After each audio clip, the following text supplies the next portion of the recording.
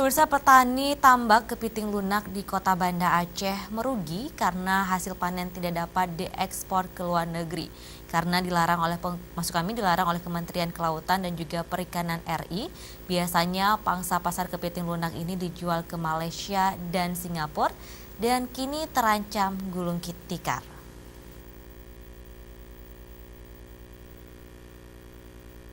Larangan ekspor kepiting lunak oleh Kementerian Kelautan dan Perikanan membuat petani tambak kepiting lunak Kampung Cerlakewu, Kecamatan Meraksa, Kota Banda Aceh banyak yang sudah merugi dan gulung tikar karena sulitnya menjual hasil panen ke luar negeri. Hingga saat ini permintaan kepiting lunak ke luar negeri sangat tinggi, dari segi harga juga cukup menjanjikan Rp80.000 per kilo. Menurut pengakuan Zulfan, petani tambak kepiting lunak, sejak larangan ekspor, omset dan pendapatan mereka turun hingga 50%. Bahkan hasil panen sering ditangkap pada saat ekspor ke luar negeri, tanpa ada ganti rugi oleh pemerintah. Kendala lain yang dihadapi menyangkut dengan resiko kematian benih kepiting saat lempas cangkrang hingga 50% mati.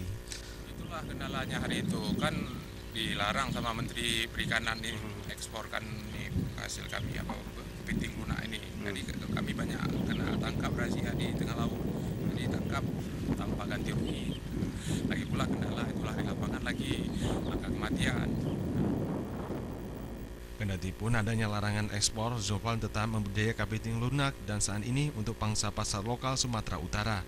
Ia berharap kepada pemerintah agar memudahkan mereka untuk dapat kembali mengekspor kepiting lunak ke luar negeri sehingga usaha tambak kepiting lunak dapat berkembang, karena budidaya kepiting lunak sudah menjadi sumber pendapatan keluarga. Tim Liputan Aceh TV.